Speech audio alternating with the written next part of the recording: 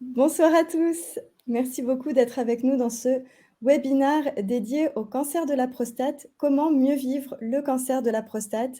Alors que vous soyez patient, que vous soyez proche, j'espère que cet événement pourra vous aider. Bonsoir, moi c'est Soraya, je suis responsable de la communication patient pour l'application gratuite Vic Prostate qui répond à toutes les questions des patients et des proches en temps réel. Et ce soir, je suis vraiment ravie d'être ici avec vous pour parler de ce sujet qui est vraiment important. On en parlait juste avant de démarrer en live ce webinaire avec nos intervenants. C'est vrai que le cancer de la prostate, les patients, ils ont vraiment besoin d'être accompagnés, de parler et d'être un peu plus entourés que peut-être sur d'autres pathologies où, on va dire, il y a un peu plus de soutien et d'aide. Donc voilà, ce soir, on va répondre à plusieurs questions. Comment parler du cancer de la prostate à ses proches? Comment l'annoncer? Comment accompagner un proche qui vit avec le cancer de la prostate? On va parler de tous ces sujets et pour répondre à ces questions, je suis ravie d'avoir avec moi Giacomo Di Falco, psycho-oncologue au CHU de Lille. Giacomo, est-ce que tu veux te présenter rapidement? Bonsoir Soraya, bonsoir Olivier et bonsoir à tous. Oui, je m'appelle Giacomo Di Falco, je travaille depuis 2004 au CHU de Lille en psycho-oncologie, notamment en uro-oncologie et pneumo-oncologie. Et pendant ma carrière, j'ai été formé aux thérapies systémiques brèves et à l'hypnose, ce qui a beaucoup impacté mon rapport avec les patients et les problèmes qu'ils étaient censés venir régler avec moi. J'espère qu'on pourra en discuter pendant ce webinaire. Avec grand plaisir et j'ai aussi le plaisir d'être accompagnée d'Olivier Carduner. Olivier, tu es donc patient, et aussi, militant, membre de l'association, Sérum, vraiment militant engagé. Pareil Olivier, je te laisse te présenter. Eh bien, merci, bonsoir à tous. Donc, effectivement, moi, je suis Olivier Carduner. J'ai été détecté il y a à peu près 1 an d'un cancer de la prostate. Et dès le début, j'ai pris un parti de libérer un peu la parole. Et c'est vrai que je me suis engagé dans une association. Et sinon, pour information, on y reviendra peut-être, d'ailleurs avec le support de Giacomo, mais le cancer de la prostate est aussi un cancer qui a quelques lignes d'hérédité. J'ai 3 garçons. Voilà ce que je voulais dire. J'ai 3 garçons. Donc, il faut faire de la prévention. Je suis plus engagé que jamais. Merci beaucoup pour ces mots et effectivement, on est en plein, mois de novembre, mois de la sensibilisation, donc effectivement la prévention, elle est importante et là, je m'adresse à vous qui nous regardez, qui peut-être vous êtes patient, peut-être vous êtes proche, juste pour info, le chat, il est à vous. N'hésitez pas à poser toutes vos questions. On aura, 1/4 d'heure, dédié aux questions-réponses à la fin. Mais voilà, d'ici là, n'hésitez pas à poser toutes vos questions, partager votre expérience, vos témoignages et pour commencer, moi, j'aimerais qu'on commence à parler du diagnostic. On sait, c'est un moment vraiment fort, c'est un moment assez compliqué. Olivier, quand on a fait l'interview avec Vic Prostate, la vidéo, tu m'avais un petit peu raconté ton expérience. Et là, pareil, donc je m'adresse à vous qui nous regardez. Est-ce que vous pouvez nous raconter comment ça s'est passé, ce diagnostic? C'était comment on vous l'a annoncé? Comment vous l'avez vécu? De quoi vous auriez eu besoin à l'époque que vous n'avez peut-être pas eu. Et voilà, n'hésitez pas à nous raconter vos expériences ici. Et Olivier, pareil, je te pose un peu la même question. Est-ce que tu peux partager avec tout le monde ce diagnostic? C'était il y a 8 mois, n'est-ce pas? Oui, maintenant un peu plus, mais il y a une petite année, en fait, une petite année. Oui, alors, effectivement, je pense que tout le monde est conscient de ça, c'est que c'est très difficile pour le patient. C'est un vrai choc, hein. J'avais appelé ça un tsunami, mais c'est un vrai choc. Mais maintenant, avec un petit peu le recul, je me dis comment la mission est difficile côté des soignants de pouvoir aussi trouver les bons mots. C'est une histoire d'équilibre. Et je pense que d'ailleurs, tu posais la question, quel est le choc ou comment vivre ça côté patient, bah, c'est un petit peu pareil. Donc moi, ce que je voulais dire, c'est qu'il faut du temps. Il faut du temps. Moi, j'ai essayé de faire l'introspection en me disant, bah, peut-être que c'est un peu comme un deuil. Il y a différentes phases à passer. Et tant qu'on ne les passe pas, et chaque individu est différent, mais tant qu'on n'a pas passé certaines phases, on a vraiment du mal à être dans l'acceptation. Donc, on est un petit peu dans ce choc et on a du mal, on est dans le déni. Et c'est tellement vrai que j'ai échangé avec mon urologue qui me disait, mais ce que vous me dites, Olivier, je le comprends tellement bien que, en fait, le recul que j'ai, moi, sur mon métier, sur les annonces que je suis malheureusement obligé de faire aux patients, c'est qu'une fois que j'ai parlé du mot cancer, 80% de la conversation que j'ai derrière n'est pas entendue.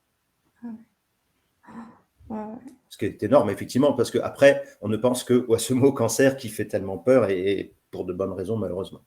Voilà. Bah oui, effectivement, donc tu parles de tsunami, tu parles de deuil, donc il y a un vrai deuil à faire. Et effectivement, il y a ce mot cancer qui résonne. Est-ce que, Giacomo, justement, on a entendu le mot deuil, on a entendu les mots tsunami. Je ne sais pas si c'est possible de donner peut-être des conseils sur, alors peut-être pas sur comment gérer l'annonce, parce que l'annonce, elle va être brutale et effectivement, voilà, c'est peut-être quelque chose d'assez difficile à voir, mais justement pour les proches qui sont là, qui nous regardent, comment est-ce qu'ils peuvent voilà, accompagner le patient? Et d'un autre côté aussi, parce que ça c'était une question que tu m'avais posée, Olivier, en tant que patient, comment est-ce qu'on peut réussir ensuite à aller voir son ou ses proches et partager une telle nouvelle? Alors, c'est tout un programme, c'est vrai. L'image qu'emploie Olivier au sujet du tsunami est vraiment édifiante parce que c'est précisément une énorme vague qui, en plus, va avoir tendance à ramener des choses un peu des profondeurs. C'est-à-dire que quand même, pendant toute une période de sa vie, il y a quelques petites choses qu'on met un peu sous le tapis. Et puis, le jour où on entend le mot cancer, alors là, on pense tout de suite aux morts. Hein, ça fait tout de suite penser à la mort, en fait. Et évidemment, il y a quelque chose qui se passe à ce moment-là. Et ce choc, ce tsunami qui se produit, c'est vraiment, comme tu le dis, Olivier, c'est quelque chose qui te scotche sur place. Et en fait, ce que ton oncologue a dit, c'est qu'il a parlé de la sidération, en fait. C'est-à-dire qu'il y a vraiment un moment, et ça, c'est vraiment c'est presque très mécanique pour l'esprit. À partir du moment où ce mot se confronte à notre continuité de vie, on se retrouve sidéré, c'est-à-dire que, en effet, 80% de ce qui est dit après n'est plus entendu, et parfois pendant des semaines. Oui.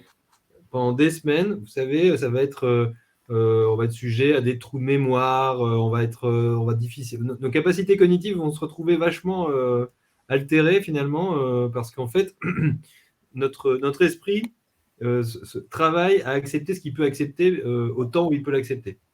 Donc, et là où je te rejoins tout à fait, il faut du temps, effectivement. Donc, c'est quelques semaines, ça peut être parfois 2 mois, ça peut peut-être parfois aller jusqu'à 3 mois, mais généralement, la sidération, elle se retrouve, je dirais, remplacée par un projet thérapeutique. C'est-à-dire que ce qui va arriver après et qui va nous remettre dans l'action, finalement, ça va faire descendre cette sidération parce que c'est beaucoup plus acceptable par l'esprit quand on est acteur, finalement.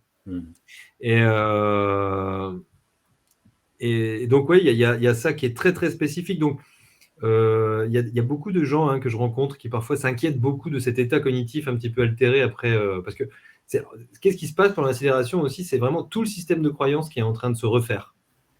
Et là, tu parlais de deuil. Effectivement, il y a un deuil, c'est-à-dire qu'en fait, jusque-là, on croyait beaucoup de choses, et puis là, on va être amené à croire d'autres choses. Donc, par exemple, la croyance vraiment par excellence, c'est ça n'arrive qu'aux autres. Et ça, alors moi, à force de travailler avec des gens qui sont atteints de cancer, je me rends compte que du coup, je travaille beaucoup avec des gens qui, je leur dis parfois bienvenue dans le monde des lucides.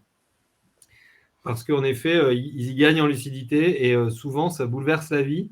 Mais ce parcours-là, et ça, je trouve que c'est assez positif dans tout ça, ça peut aussi être un gros changement dans la vie positif. Ça peut aussi être quelque chose qui va nous faire changer des mauvaises habitudes qu'on avait et qu'on procrastinait. Et à un moment, moi, je bosse beaucoup avec des patients experts, par exemple, c'est-à-dire des gens qui ont vraiment eu des parcours. Parfois, on leur a dit non, mais vous, c'est compliqué, votre pronostic, c'est 1 an, 2 ans, etc. Et puis finalement, 15 ans après, ils sont toujours là. Et en fait, ils sont tellement dans l'acceptation, et ça, c'est très étrange à entendre, mais ils sont tellement dans l'acceptation que parfois, je les entends me dire heureusement que j'ai eu cette maladie. Donc, c'est très C'est très étrange, mais ça veut dire que c'est possible. Mais il faut laisser passer du temps, effectivement. Alors après, pour communiquer ça avec aux proches, hein, évidemment, pour répondre à ta deuxième question, Soraya, en fait, il n'y a pas de bonne façon d'annoncer une mauvaise nouvelle. Mais en général, j'invite quand même à éviter de cacher des choses parce que ça complique tout. Ça complique tout. Et surtout, en fait, ça part d'une bonne intention parce qu'en fait, quand on veut cacher quelque chose, c'est souvent par intention de protection. C'est pour éviter à nos proches de souffrir parce qu'en fait, ils peuvent s'inquiéter aussi, comme nous, on s'inquiète. Mais l'enfer n'est pas fait de bonnes intentions. Et malheureusement, à chaque fois qu'on met en place un secret avec nos proches, et ben en fait, on dresse un mur entre eux et nous. Et sur la longueur, ça peut devenir vraiment extrêmement compliqué. J'ai déjà vu des situations complètement abracadabrantesques, pour reprendre les termes de Jacques Chirac. Il vaut mieux parler quand c'est possible. Et puis surtout, quand nous... Enfin, il y a un petit temps à respecter quand même, c'est celui de la sidération. C'est-à-dire celui où nous, on se sent OK avec... où on a mis un pied dans l'acceptation quand même. Parce que si on n'est pas du tout là-dedans, pour l'annoncer, c'est compliqué aux autres. On va projeter beaucoup d'angoisse, beaucoup de choses. Et finalement, il vaut mieux que notre esprit se soit un petit peu rafraîchi pour pouvoir le faire tranquillement. Merci beaucoup, Giacomo. Il y a plein de choses hyper intéressantes dans ce que tu as dit. Je vais revenir dessus tout de suite.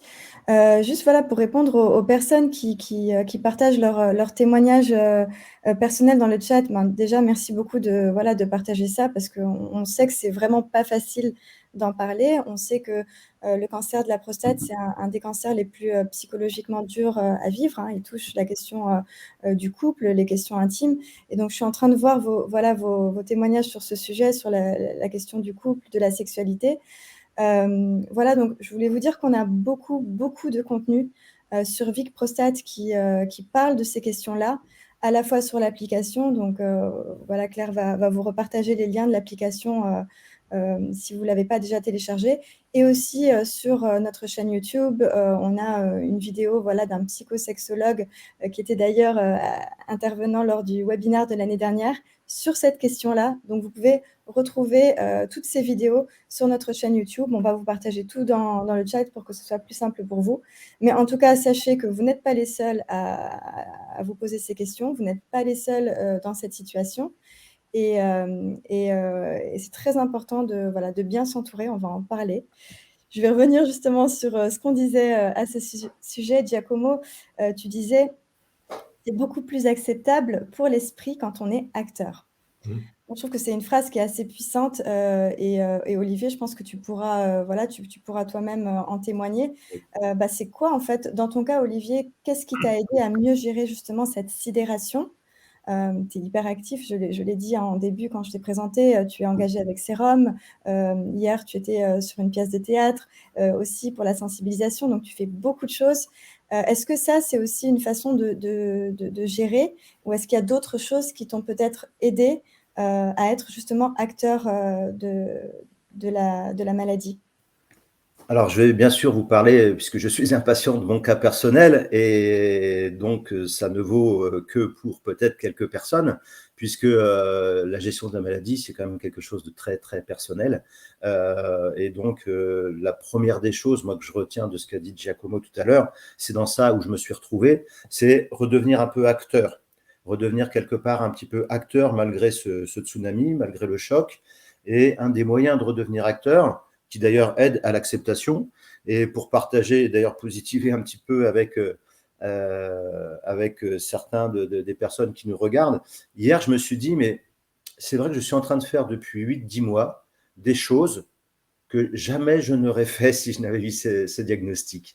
Un petit peu comme, je ne sais pas si vous connaissez le jeune nageur Curin qui est handicapé des mains et des pieds et qui dit, mais moi, cette vie-là m'a apporté, alors qu'on a du mal à le comprendre hein, en regardant et en imaginant un peu le traumatisme qu'il a dû subir, eh bien, à une beaucoup plus petite échelle, puisqu'on doit être quelque chose comme 50 000 chaque année à être détecté d'un cancer de la prostate, mais à une plus petite échelle, je me ressens un petit peu là-dedans. C'est-à-dire que le fait d'avoir très rapidement accepté de dire, eh bien, je vais en parler, écoutez, moi, j'ai sûrement fait plein de bêtises dans ma vie, mais là, pour le coup, j'ai pas fait de conneries. Ça m'est tombé dessus et c'est comme ça. Donc, il va falloir vivre avec ou apprendre, essayer d'apprendre à vivre avec. Donc, ça, c'est un début d'acceptation de dire, eh bien, je vais en parler. Donc, moi, ça a été la première chose sur laquelle je me suis appuyé, c'est-à-dire que j'ai même écrit 3 petits textes en fait sur le diagnostic, l'opération, sur le retour à la maison. Voilà, c'était des épisodes un peu importants dans ce choc que j'avais reçu. Et je les ai écrits, je les ai mis noir sur blanc. Et ça peut peut-être paraître surprenant pour certains qui ont tendance, je pense, comme beaucoup dans la maladie, à se refermer sur eux-mêmes. Et ben moi, j'ai communiqué. J'ai communiqué assez fort puisque j'ai communiqué à toute ma famille. J'ai fait un petit, pas un blog, mais enfin, à travers WhatsApp, il y a des outils qui nous le permettent. Donc, j'ai communiqué à ma famille, les cousins, les neveux, etc., où j'ai annoncé ça avec effectivement mon caractère, une petite couche d'humour. Et puis, je l'ai annoncé également à tous mes collègues professionnels, où là aussi, je me suis dit, bah, quoi qu'il advienne, hein, on a un peu peur du retour à l'emploi, du regard des autres, mais ça a été un postulat de départ vraiment pour moi, qui a été de me dire, eh bien, j'ai rien fait de mal, donc même si j'ai du mal à accepter ce qu'on vient de m'expliquer, je vais communiquer dessus. Ça, c'était la première des choses. Et c'est vrai que j'ai donc utilisé les mots un peu crus en disant bah, j'ai une maladie qui est quand même grave, mais on va essayer de garder la tête sereine, ça se soigne de mieux en mieux, et voilà, on va affronter, on va être acteur. Je reprends vraiment les mots de Giacomo, on va être acteur. Une dernière petite aparté sur ce point-là, Soraya, pour partager avec nos invités qui nous écoutent, c'est que là où j'ai eu un peu plus de mal, c'est que je vous disais que j'avais 3 garçons, j'en ai un qui a 31 ans, j'en ai un qui a 27 ans, et j'en ai un qui a 10 ans au moment du diagnostic. Et donc, pour le plus petit, sûrement comme tout papa, je le vois encore plus petit qu'il n'est, j'ai pas prononcé ce mot de cancer parce que je trouvais que c'était lourd. Donc, je lui ai dit que j'allais subir une opération. Voilà, j'ai essayé de trouver à ma façon mes mots, mais j'ai pas prononcé ce mot cancer qui Giacomo l'a rappelé, et je crois que je l'avais dit aussi dans notre vidéo, Soraya, c'est que aujourd'hui, le raccourci du mot cancer, c'est dès qu'on a le choc de l'écoute de ce diagnostic, eh bien, ça fait penser au décès. Et on ne parle pas forcément des trains qui arrivent à l'heure, mais heureusement, il y a beaucoup de gens qui vivent avec un cancer très, très bien. Oui, j'allais dire le raccourci du mot cancer, c'est tumeur, quoi. Ouais, tout à fait. En tout cas, c'est la perception qu'on en a dans les Ouais, tout à fait. premiers jours de cette annonce. En tout cas, merci de rappeler qu'on peut vivre avec, Olivier. Je pense que c'est important et merci aussi d'avoir partagé, les choses qui t'ont, toi, aidé à être acteur de la maladie, à faire face. Tu l'as dit, hein, je vais en parler, je vais beaucoup communiquer. Tu as écrit des textes, tu as créé un blog, tu as communiqué avec toute ta famille. Voilà, bon, même si effectivement, je peux totalement comprendre qu'un enfant, ça doit être vraiment difficile à annoncer. Je ne sais pas si parmi ceux qui nous regardaient, est-ce qu'il y en a certains qui l'ont annoncé à des enfants et comment est-ce que vous avez fait si jamais vous avez été dans cette situation? Giacomo, tu as peut-être un regard d'expert à partager sur ce sujet? Je pense qu'encore une fois, comme on est tous différents, je pense qu'Olivier a raison. C'est une bonne idée d'écouter son cœur de père, son cœur de parent. Il n'y a pas une bonne façon de faire avec un enfant. Mais par contre, il y a quelque chose, et c'était une bonne idée de ne pas prononcer le mot cancer, parce que c'est vrai qu'à 10 ans, c'est un âge où on peut avoir des angoisses au sujet de la mort, justement, etc. En fait, s'il devait y avoir une technique, mais il n'y en a pas, mais s'il devait y en avoir une, ce serait éventuellement de répondre aux questions de l'enfant et de ne pas plaquer un discours qui serait encore une fois une façon de projeter nos propres angoisses. Et en fait, l'enfant, lui, il va poser des questions. Donc, au fur et à mesure, en fonction de ce qui se passe dans la réalité, les enfants sont quand même vachement plus dans le présent que nous, quoi. Donc, nous, évidemment, si on pense, par exemple, à la mort quand on entend le mot cancer, déjà, on a tout faux, parce qu'en fait, ça ne concerne pas le présent. Donc, ça, c'est... Et là, par exemple, mine de rien, les enfants, eux, ils sont dans le présent. Donc, en fait, ce qui leur importe, c'est de savoir ce qui se passe maintenant. Et comme Olivier, à mon avis, il était, je dirais, bien dans ses bottes, même si c'est pas une chose facile. Mais enfin, je pense que tu avais peut-être attendu, comme je le disais tout à l'heure, d'être un peu plus sûr de toi pour pouvoir en parler avec lui. Tu as écouté ton cœur de père, tu n'as pas prononcé le mot cancer parce que tu voulais protéger ton fils de 10 ans qui est effectivement pas la même chose que ton fils de 31 ans, ça c'est évident, qui n'a pas le même âge, donc en fait, voilà. Et donc, il n'y a pas une bonne façon de faire, mais je pense que si on ne sait vraiment pas quoi faire et qu'on est complètement perdu, c'est un peu comme en planeur, il faut tout lâcher. Et puis ça se remet tout seul dans le circuit. En fait, il faut laisser l'enfant poser des questions plutôt que anticiper et devancer des angoisses que lui pourrait avoir, alors que ce sont nos propres angoisses, en fait. Ça, c'est important. Donc, du coup, faire la Ouais, ouais. différence entre nos propres angoisses et les angoisses de Les l'enfant. enfants, voilà, Ouais. c'est ça. C'est ça. Eux, ils vont nous poser des questions au fur et à mesure en fonction de ce qu'ils ont envie de savoir. Déjà, ils en posent beaucoup des questions, les enfants, hein. Donc, il faut leur faire confiance, ils vont en poser des questions. Donc, et puis répondre au fur et à mesure, comme ça, et puis éventuellement, parfois, engager une discussion si on sent que la question nécessite d'engager une discussion. Mais surtout, éviter de préparer quelque chose, de faire un discours tout plaqué, etc. Là, généralement, c'est un peu lourd. C'est un peu lourd. Ouais. Non, je comprends et donc très intéressant pour ces retours sur comment parler à ses proches. Olivier, est-ce que tu as eu des questions comme ça justement de tes proches où tu as eu du mal à répondre, où tu savais pas trop comment t'y prendre? En fait, je pense qu'on abordera ce sujet-là avec les aidants. C'est qu'en fait, le patient devient un petit peu centré sur lui. Et du coup, comme a dit un peu d'ailleurs Giacomo, on a tendance à parler de soi, comment on vit le truc et comment on aimerait que les autres soient. Alors que, en fait, il faut aussi comprendre que de l'autre côté, je pense à ma famille par exemple, et ben certains étaient certainement très choqués de ce que j'annonçais, même si je mettais un peu d'humour autour. Et donc, ça aussi, c'est assez long pour un patient, je trouve, à prendre conscience que le choc, il est aussi pour les autres. On devient un peu centré sur soi-même.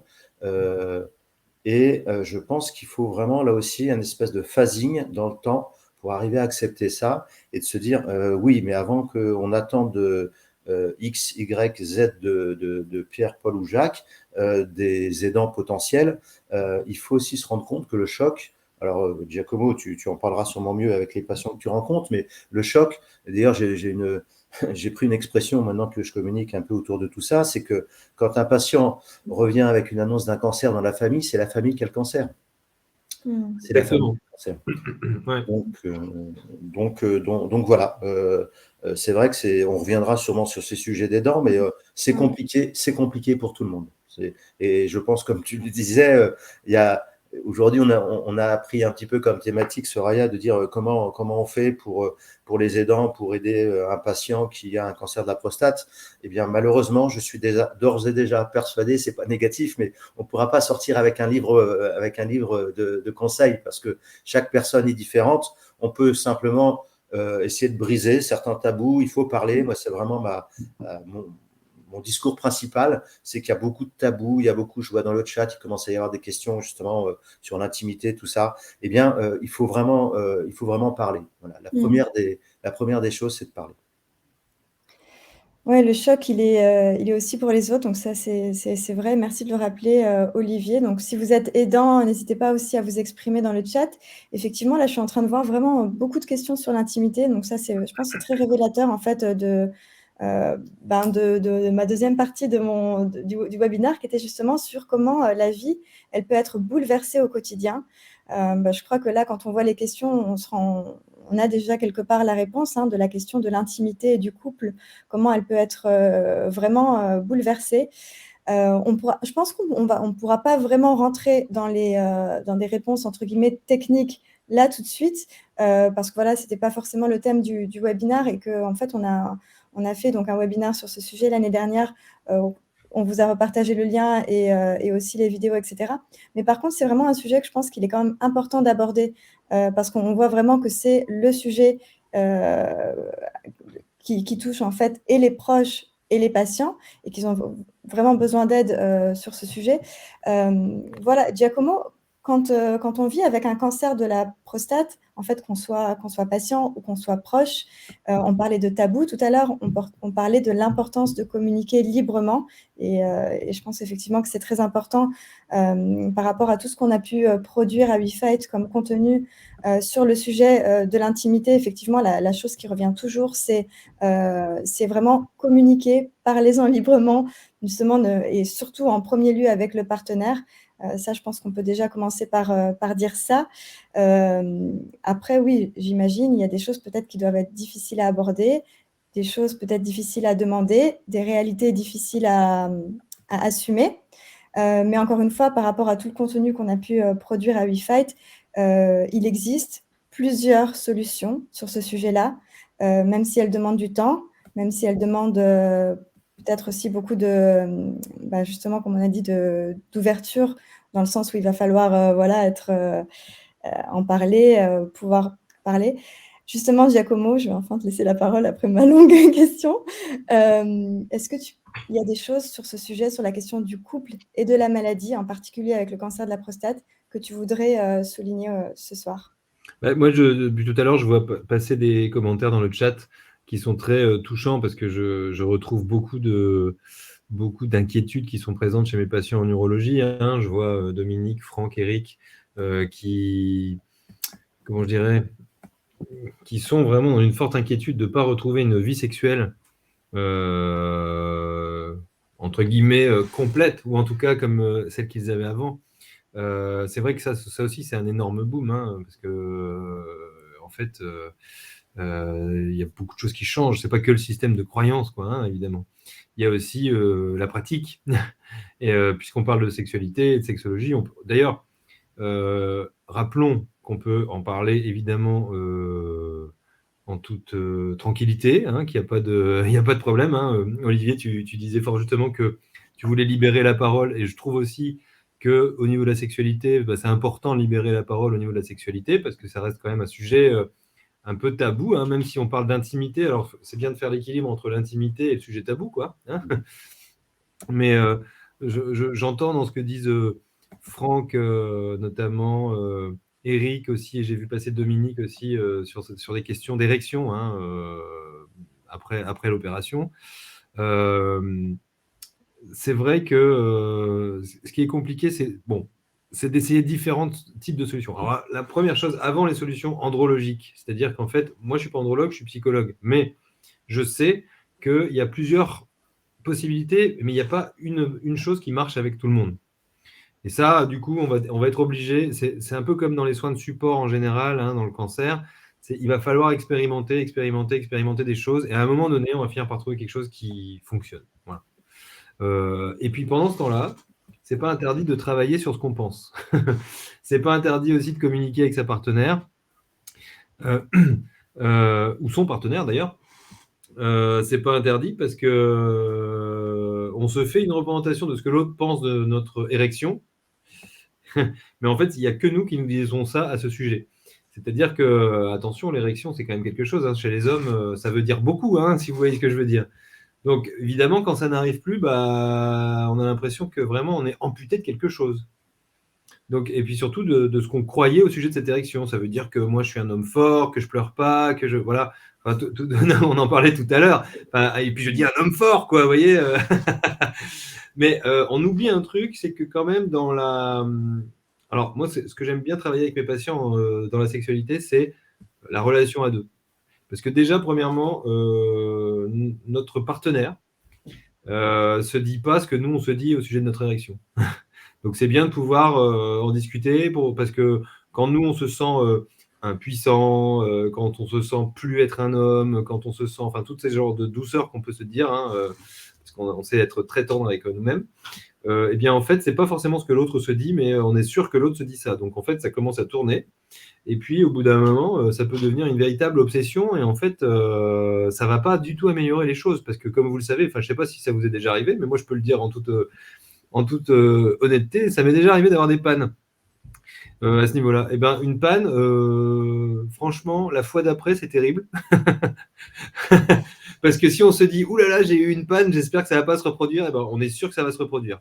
Donc, donc déjà, il y a quelque chose avec ça, c'est-à-dire qu'est-ce qu'on se raconte à nous-mêmes au sujet de ce phénomène-là. Ensuite, il y a un bon objectif qui peut nous permettre de faire diversion, parce que j'ai fait de l'hypnose, et ce qui est intéressant avec l'hypnose, c'est comment on fait diversion sur des idées obsédantes. Il y a un bon moyen de faire diversion, c'est tout simplement, dans notre relation à l'autre, d'essayer de lui procurer un max de plaisir. Puisqu'en fait, c'est pas du tout la pénétration qui procure un max de plaisir chez les femmes, ça peut être un tas de choses, chez les hommes aussi. Enfin, je veux dire, il y a toutes les caresses, il y a plein de points érogènes, etc., sur le corps. Enfin, ça peut être là aussi, ça peut nous faire découvrir des choses qu'on ne connaissait pas avant, d'ailleurs. Et c'est ce que je vois souvent chez mes patients. Alors, c'est vrai que quand on est juste après l'opération, on a tendance à avoir un peu peur, à paniquer, sans faire de mauvais jeu de mots, bien évidemment. Mais très honnêtement, Je viens de comprendre. moi je l'ai compris au moment où je l'ai dit, et je me suis dit, j'ose ou pas? Et très honnêtement, c'est normal d'avoir peur au début, mais surtout il faut essayer de garder espoir à ce niveau-là, parce qu'en fait il y a un max de choses qui sont possibles. Et il y a vraiment, ça peut nous faire découvrir l'autre comme on l'a jamais connu auparavant. Et puis, en fait, faire revenir la mécanique telle qu'on voulait qu'elle revienne, mais d'une façon complètement détournée, à laquelle on ne s'attendait pas du tout. Et essayer de. Voilà. Et puis, tout en consultant l'andrologue, qui va nous faire tester des choses, etc. Il y a plusieurs possibilités. Et puis, oui, non, je prends ça, ça, je prends pas. Parce qu'il y a plein de choses. Il y a des choses plus ou moins d'ailleurs invasives, mais bon. Mais des fois, paf, il y a un truc qui marche et ça y est, c'est reparti. Mais du coup, entre-temps, on a quand même découvert des nouvelles choses. Ce qui n'est pas trop mal. Merci beaucoup, Giacomo. C'est hyper intéressant tout ce que tu as dit, parce qu'effectivement, moi, du coup, je vais annoncer une petite bonne nouvelle pour ceux qui nous regardent, parce que je vois qu'il y a plein de questions. La bonne nouvelle, c'est que notre psychosexologue Sébastien Landry, qui a animé le webinaire sur la sexualité l'année dernière, a travaillé avec nous pour créer un guide complet justement sur la question de la sexualité et du cancer de la prostate.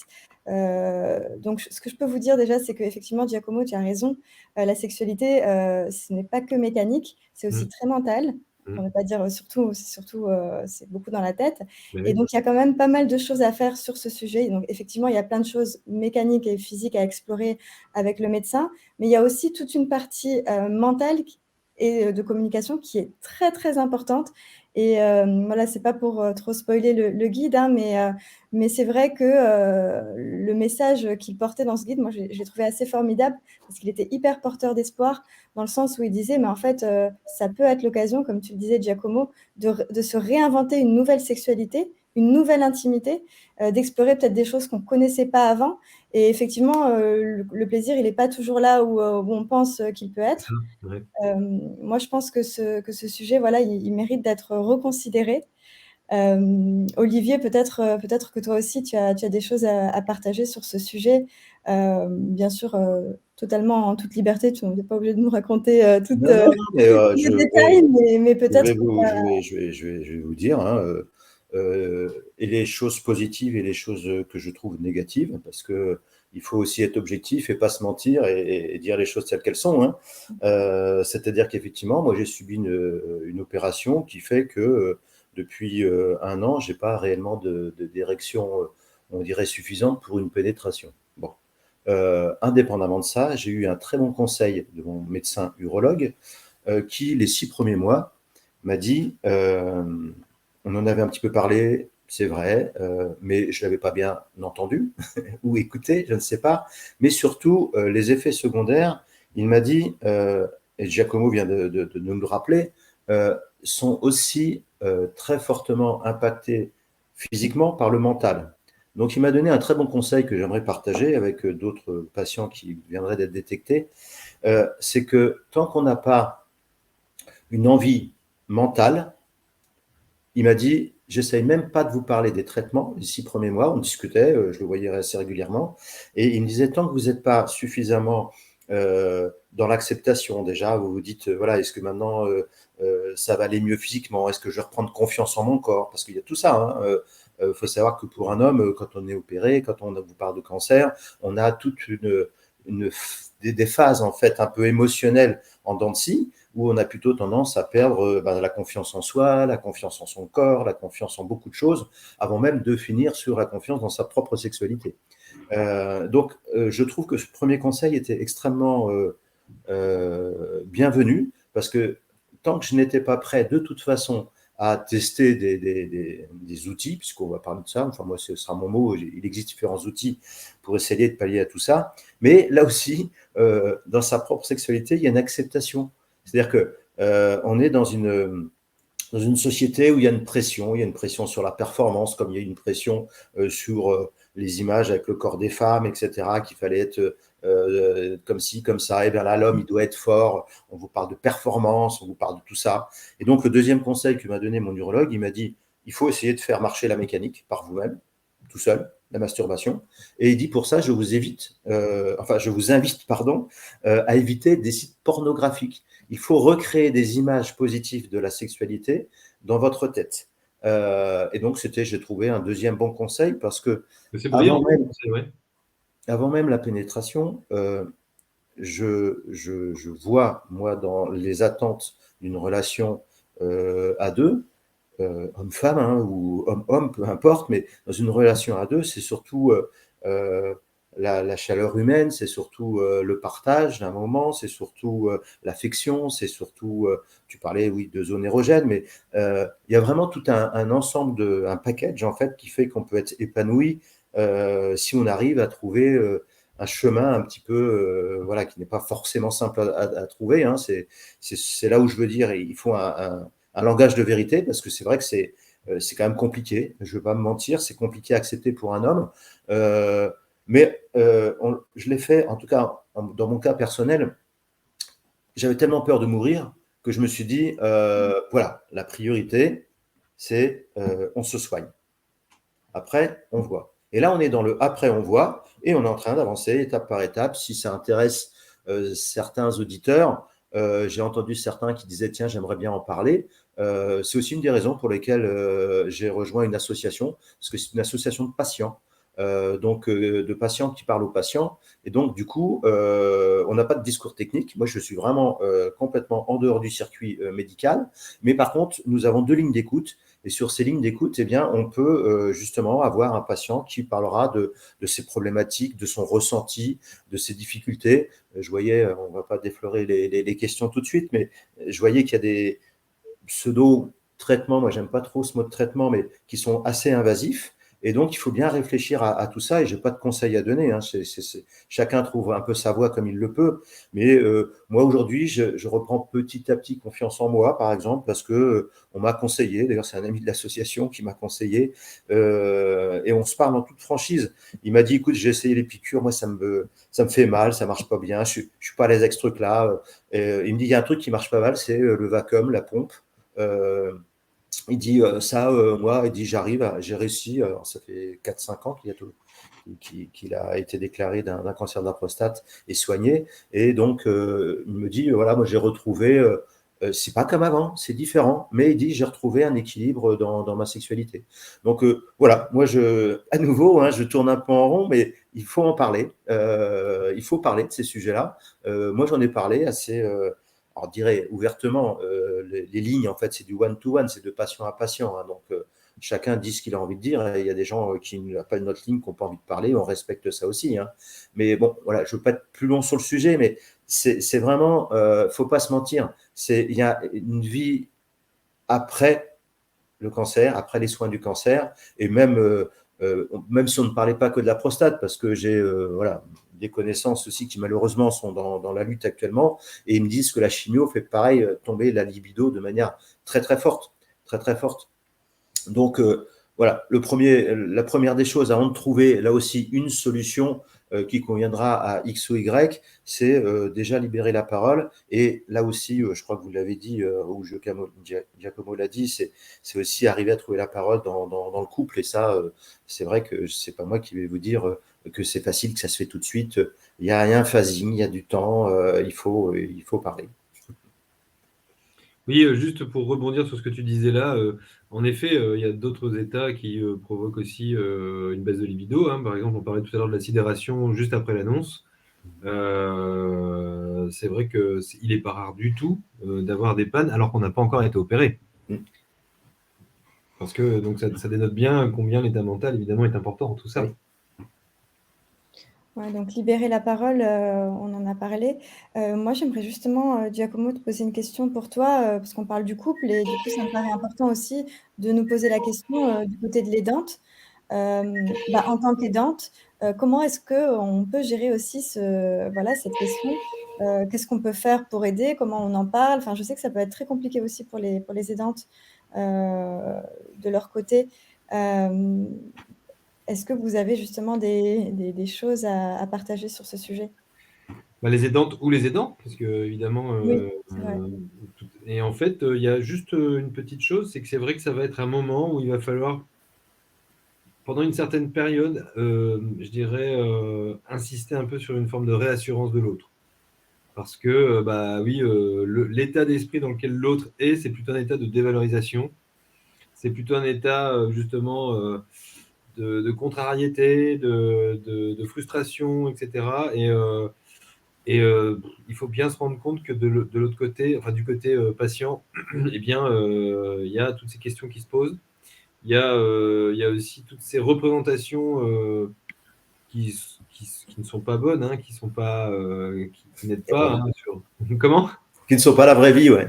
Qui ne sont pas la vraie vie, voilà, c'est ça. Hein, c'est des trucs en tant que com hein, qu'on se dit depuis quoi le collège, le lycée, quoi. Et puis on les garde un peu, ça tourne en boucle dans notre tête, et puis en fait on se rend compte que c'est pas la réalité quand on est confronté à ça. C'est pour ça que je parlais de lucidité tout à l'heure après l'annonce d'un cancer, mais en effet c'est encore une façon de faire le ménage dans ces choses-là, quoi. Ouais. Et dans ces choses-là qui mettent beaucoup de bâtons dans les roues d'ailleurs, cancer ou pas cancer. Et en fait, donc ça va être un moment en effet où je pense qu'il va falloir parfois insister un peu lourdement du côté de l'aidant, sur le côté, mais tu sais, moi, c'est pour moi ta virilité, par exemple, hein, parce que le mot, on ne l'a pas encore prononcé, mais ta virilité, c'est pas ton érection, par exemple. Voilà. Parce qu'on oublie de le dire, mais en fait, non, la virilité, ça peut être aussi ouvrir des pots de confiture. Et ça, normalement, on y arrive toujours. C'est pour remplacer une croyance par une autre. Ouais. Oui, c'est la moustache pendant le mois de novembre, Oui, et voilà. pas que. Bon, moi, à la maison, c'est ma femme qui voulait pot de confiture, mais bon. Et c'est elle qui s'occupe de la voiture aussi, d'ailleurs, mais bon. Moi, je fais des crêpes.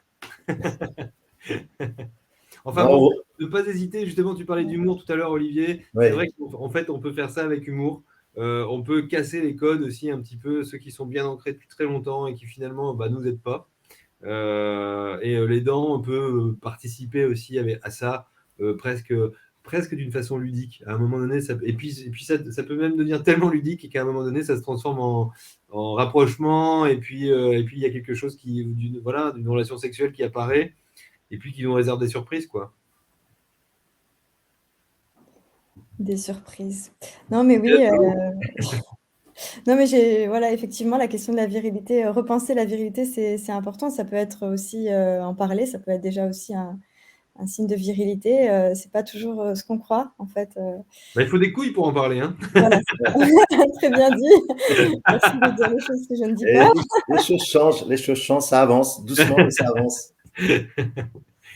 Et voilà, écoutez, pour le sujet de l'intimité, de la sexualité, je pense qu'on a pas mal de contenu dans Vic. Donc, encore une fois, si vous n'avez pas encore téléchargé Vic, je vous invite à télécharger l'application. Elle est là. On a aussi beaucoup de contenu sur les réseaux sociaux. Il nous reste 15 minutes. Donc, si vous avez encore des questions, je vois que vous l'avez finalement fait un peu naturellement dans le chat. N'hésitez pas à continuer. Nous, on va essayer de continuer un petit peu d'avancer dans le sujet aussi. Cette fois-ci, un petit peu plus des choses qui aident, en fait. Parce que je pense que c'est important aussi d'en parler. On a parlé vraiment de comment le quotidien il peut être bouleversé par la maladie. Voilà, il y a d'abord le diagnostic, la sidération, ensuite le quotidien. Voilà, on a parlé de sexualité, mais j'imagine il y a d'autres choses au quotidien qui sont bouleversées. Olivier, tu pourras peut-être en parler même mieux que moi. Et pour faire face à ces choses, Olivier, j'aimerais bien que tu reviennes sur un petit peu tout ce qui t'a aidé. Tu en as parlé, notamment ton engagement auprès des associations, donc de Sérum. Peut-être qu'on pourrait rappeler ce que c'est que l'association Sérum, comment elle t'aide au quotidien, comment elle aide d'autres personnes et aussi peut-être aussi rappeler un petit peu les choses à ne pas faire. Je me rappelle en interview, tu m'avais raconté, être Oui, allée sur internet, oui, avoir absolument. voilà donc un petit peu, voilà, les choses qui t'ont aidé ou plutôt les choses à ne pas faire pour commencer et les choses qui t'ont aidé, ensuite. Ok. Bon, là, bien sûr, les choses ne seront pas non plus exhaustives parce que c'est mon parcours à moi, hein, bien évidemment. Mais oui, j'ai rejoint assez rapidement, avec l'aide d'un ami d'ailleurs, parce que, voilà, je le dis aussi ouvertement, j'étais un peu au fond du trou. J'étais à l'hôpital et pas le moral. Pas le moral. Et là, je me dis, qu'est-ce qu'on fait? Qu'est-ce qu'on fait? Eh bien, on a tous dans notre vie des gars sûrs qu'on peut appeler, qui répondront à n'importe quelle heure du jour et de la nuit. On n'en a pas forcément 50, mais il en suffit d'un ou deux. Et donc, voilà, j'appelle un ami qui me dit, bah, écoute, moi, on se connaît trop bien et moi, je ne vais pas pouvoir t'aider à l'instant T, mais il y a une association qui est une association de patients qui s'appelle Sérum. Et la particularité de cette association, c'est qu'elle ne parle que des cancers masculins. Je dis, ah ouais, et donc, cancer masculin, pourquoi? Bah, dit parce que c'est à l'initiative d'un médecin, hein, de l'Institut Gustave Roussy, qui a dit, nous, on soigne très bien, de mieux en mieux, mais c'est vrai qu'on n'a pas toujours les mots, c'est vrai qu'on n'a pas toujours le temps, c'est vrai qu'on n'a pas toujours la manière de suivre un petit peu dans le temps, c'est ce que j'expliquais en termes de phasing, alors qu'une association de patients, eh bien, un peu comme Vic d'ailleurs, qui m'a aussi beaucoup aidé, Vic avait une force extraordinaire, c'est que quand on se pose des questions, et ça vraiment j'insiste pour tous les patients, les aidants, parce que c'est vrai dans les deux cas, quand on se pose des questions, des fois on n'ose pas pour pas blesser son entourage, sa famille, on n'ose pas en parler à un être humain. Et Vic a cette puissance, c'est qu'on peut lui poser des questions 2 fois, 3 fois, 10 fois, à 2 heures du matin, à 5 heures du matin, basées sur de l'intelligence artificielle, il vous répondra toujours. Mais malgré tout, ça c'est une première chose qui aide beaucoup, parce qu'il y a des questions qu'on se pose et des cauchemars dans la nuit, hein, donc Vic est là pour ça. Mais à côté de ça, je pense que moi je recherchais en tout cas ce besoin d'écoute, mais d'écoute active. Alors ça, je fais un peu un rappel à mon métier qui est un métier de commercial, c'était de dire quand on écoute quelqu'un, il faut l'écouter avec toutes ses tripes. Et Serum a effectivement cette particularité, c'est que au bout de la ligne, ce sont des patients qui ont vécu la même chose que vous. Et donc là, la parole non seulement se libère, mais même le psychique. Je ne sais pas très bien expliquer ça, Giacomo, tu l'expliqueras peut-être, mais il y a tout de suite une espèce de relation de confiance qui se crée avec un patient parce qu'on se dit, bah lui, mais il l'a vécu, quoi. Mes doutes, mes peurs, j'ai perdu confiance en mon corps, comment je vais vivre ma sexualité, est-ce que ma femme va accepter, est-ce que l'autre couple va pas exploser, comment mes enfants. Et on a 10 000 questions, on a 10 000 questions et c'est normal. C'est normal. Donc, moi, vraiment, cette association, je n'en fais pas plus une promotion que ça, mais ça a vraiment été une perche, en fait, qui m'a aidé et sur laquelle je suis revenu plusieurs fois. Pour les choses, parce que tu me disais, voilà, on peut peut-être aussi parler des choses un petit peu moins faciles dans la vie de tous les jours. Eh bien, voilà, j'ai eu l'occasion effectivement d'en parler encore hier soir à un colloque où j'ai réuni des médecins, des oncologues, une psychologue du centre Léon Bérard, parce que je suis un Lyonnais. C'était pas attaquer le monde scientifique et les médecins et les sachants et les gens qui ont fait ces études pour nous aider, mais c'était de dire et de constater tout simplement que tout le monde, tous les médecins n'étaient pas forcément bien préparés à ces annonces et à ce suivi, à ce phasing. Par exemple, vous faites un IRM, boum, mauvaise nouvelle, ben on replonge. Faut pas se mentir. Il y a des hauts et des bas, hein, dans la maladie. C'est pas tout rose. Je reprends une expression d'Octobre Rose d'ailleurs. C'est pas tout rose. Nous, c'est pas tout bleu tous les jours. Donc voilà, la réalité, elle est là. Et donc, je voulais en venir sur aussi un autre tabou que j'aimerais essayer, en discutant avec vous ce soir, de casser. Dans les choses qui m'ont aidé, un homme a le droit d'avoir des failles, un homme a le droit de dire qu'il a mal, un homme a le droit de pleurer, un homme a le droit de tout. Ce que être humain a le droit de faire, c'est ma vision, que je vous partage. Et à travers ça, je veux vous dire que j'ai aucune honte et ça se pratique malgré tout. Heureusement, la société change de plus en plus, mais moi, je suis suivi par une psychiatre qui m'a aidé à retrouver du sommeil, qui m'a aidé par des médicaments à me sentir mieux. Et puis, j'ai, moi, un besoin, je suis un peu un communicant, j'ai un peu besoin de parler. Eh bien, voilà, j'ai aussi une psychologue avec qui j'échange sur mon retour à cette nouvelle vie, puisque c'est quand même, malgré tout, une vie un peu nouvelle, on va pas se mentir. Il y a eu l'avant cancer et il y aura l'après-cancer. Voilà ce que je voulais partager avec vous. Merci beaucoup, Olivier. Moi, je trouve que c'était très important, les messages que tu as fait passer. Effectivement, ne pas rester seul, bien s'entourer, que ce soit à travers les proches, mais aussi les associations. On a dit Sérum, il y a aussi l'association APCLP aussi qui est active. Donc, il y a plusieurs associations pas énormément, pas autant que dans le cancer du sein. On ne disait pas, il n'y en a pas assez, mais il y en a quand même et elles font un excellent travail. Donc voilà, je vous invite à ne pas hésiter à faire comme Olivier, à aller sur le site de ces associations, à prendre le téléphone, à appeler voilà, la ligne dont tu parlais, Olivier. Peut-être que tu peux partager même le numéro de téléphone si jamais tu l'as là dans le chat, ça pourra. Oui. En tout cas, il est sur le site de Sérum. Et puis, je trouve aussi c'est hyper important de dire vraiment de prendre soin de sa santé mentale parce qu'en fait, il n'y a pas de santé sans santé mentale. Je pense que c'est vraiment important de le dire. Giacomo, c'est pas toi qui vas me contredire, je pense. Bah écoute, non. J'avoue que je vois Franck qui dit qu'il faut absolument parler du manque total de suivi psychologique, du désert de psy. Bon, c'est vrai qu'il a raison. Là, en France, on n'est pas tous égaux vis-à-vis de ça. Il y a des services d'oncologie où il y a des suivis psy qui sont proposés, puis il y en a, c'est pas le cas. Du coup, c'est un petit peu. Il parlait de désert, Franck, mais je pense à une jungle aussi, parce qu'en fait, on ne sait pas où aller, qui voir, un psy, quoi, un psychologue, un psychiatre, un psychanalyste, enfin, il y a plein de choses. Un hypnothérapeute, enfin bon. Moi, mon rôle de psy, comme je le dis souvent aux patients qui veulent me voir, parfois avec un peu de réticence au début, parce qu'ils n'en ont jamais vu de psy. Déjà, ils me disent ah bah tiens, je vous imaginais pas comme ça. Bon,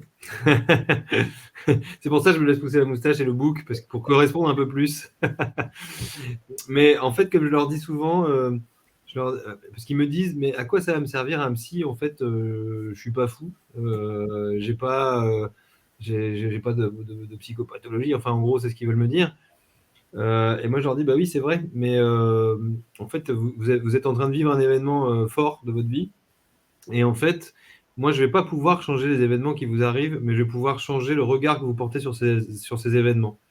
Il y a un vieux philosophe de l'Antiquité qui s'appelait Épictète, qui disait « ce ne sont pas les événements qui nous perturbent, mais c'est ce qu'on en pense ».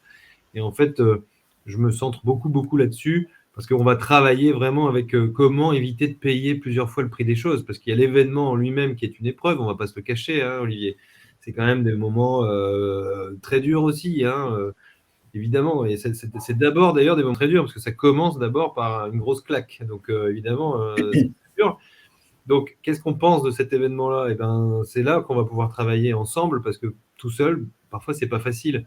Le psy, c'est un petit peu comme un miroir, quoi, qui va refléter ce que l'autre n'arrive pas forcément à voir, parce qu'il est prisonnier de sa subjectivité. Il y a des choses qu'on ne peut pas voir parce qu'on est en nous-mêmes.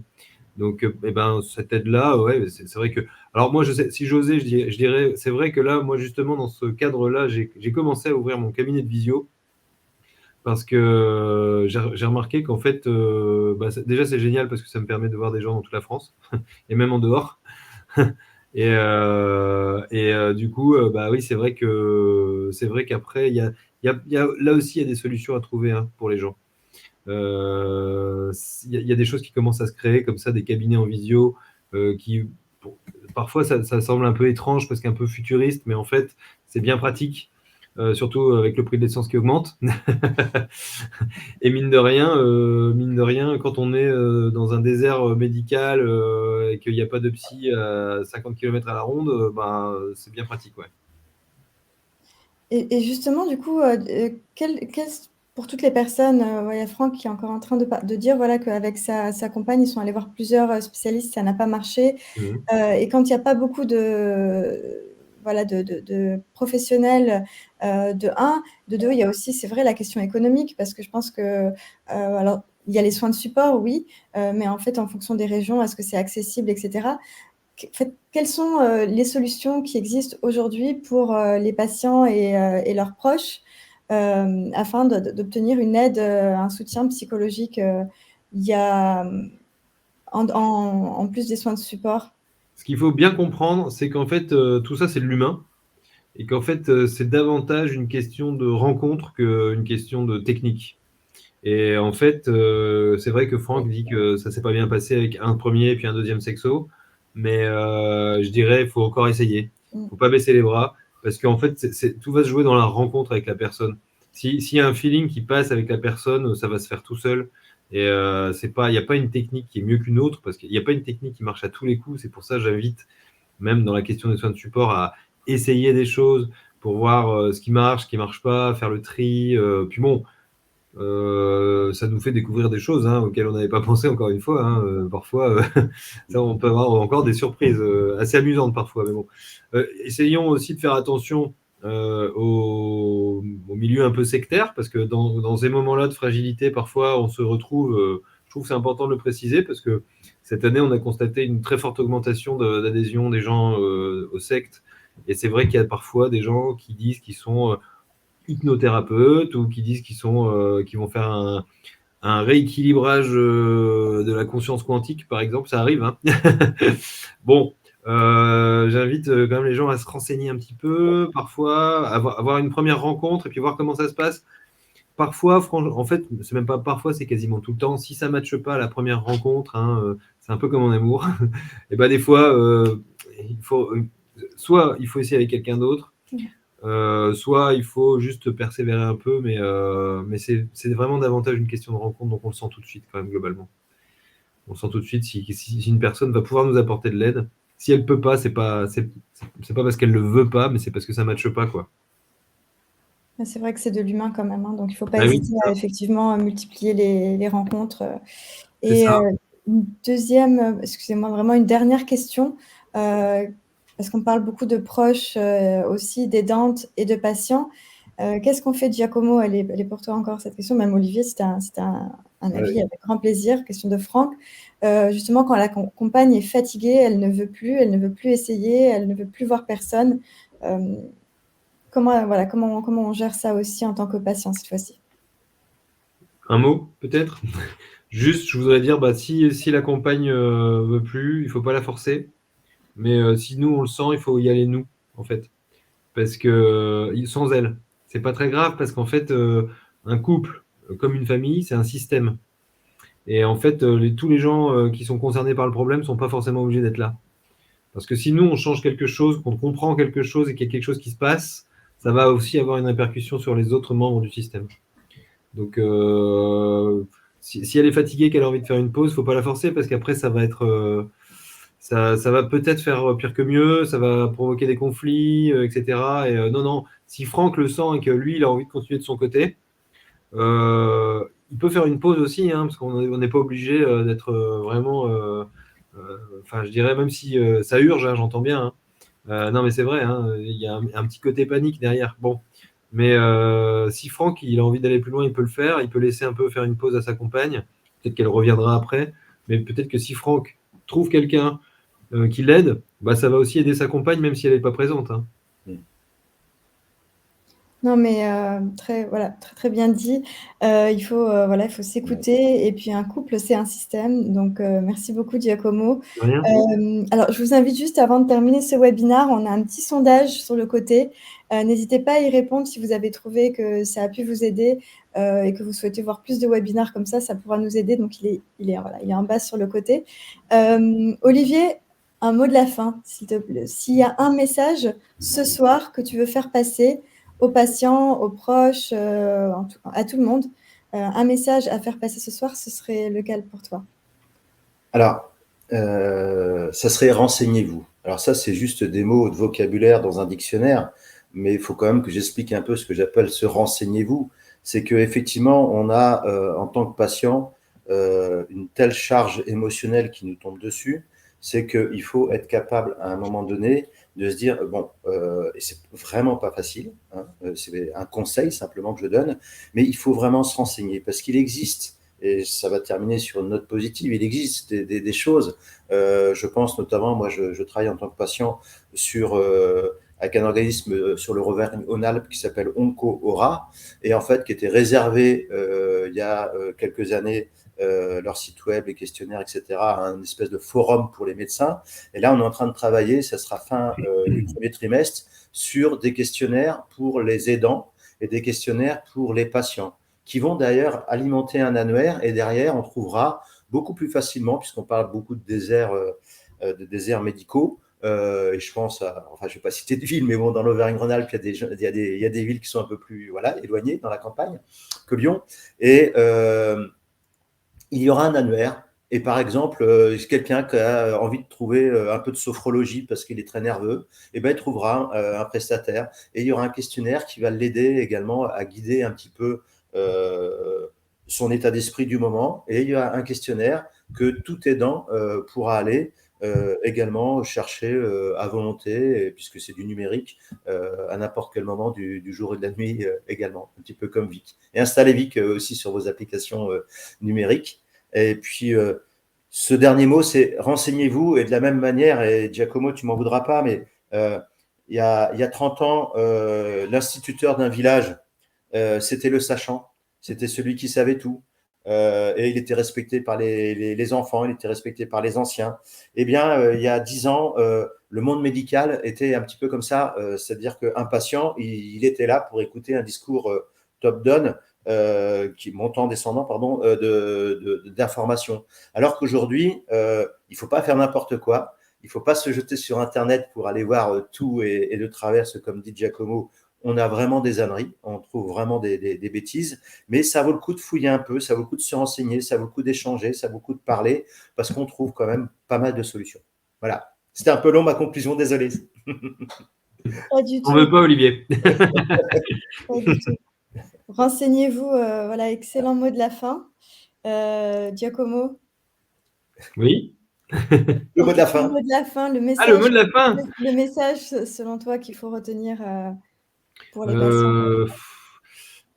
Moi, j'aime bien quand même cette phrase de Pascal qui dit que l'espoir est un pari qu'on ne perd jamais. Parce qu'en fait, il est bien la question de ça, c'est comment on se projette. Est-ce qu'on imagine que dans l'avenir, les choses vont être terribles parce qu'aujourd'hui on vit des choses terribles, ou est-ce qu'on imagine qu'elles vont s'arranger? Et tout commence maintenant, justement, dans ce qu'on place dans notre esprit. Et notamment pour les questions de sexualité, ça peut avoir une grande influence quand même sur ce qui se passe. Excellent mot de la fin également. Vraiment merci énormément à vous deux. Merci à tous ceux qui sont venus aujourd'hui à ce webinaire justement pour vous renseigner, pour vous entourer. Je pense que c'est très, très précieux tout ce qui s'est échangé ici ce soir. Et la bonne nouvelle, c'est que si jamais vous avez des gens qui peuvent bénéficier de cet échange, à qui ça pourrait être utile et qui n'ont pas pu venir ce soir, en fait, il y aura un replay qui va être disponible dès demain, que vous allez recevoir dans vos emails. Et donc, il ne faudra pas hésiter à les partager. Merci à tous. Merci beaucoup encore une fois à vous, Olivier, Giacomo, tous les patients, tous les acteurs de la santé qui sont engagés pour aider les patients. N'hésitez pas encore une fois à répondre au petit sondage qu'on a mis ici. Et à bientôt. N'hésitez pas à télécharger Vic Prostate. Comme disait Olivier, Vic, il sera toujours là pour vous répondre. Pas. 2 heures. Il dort pas. Voilà. Toujours patient, Vic. Merci beaucoup. Bonne Merci soirée à tous. Merci Soraya. Merci Olivier. Bonne soirée.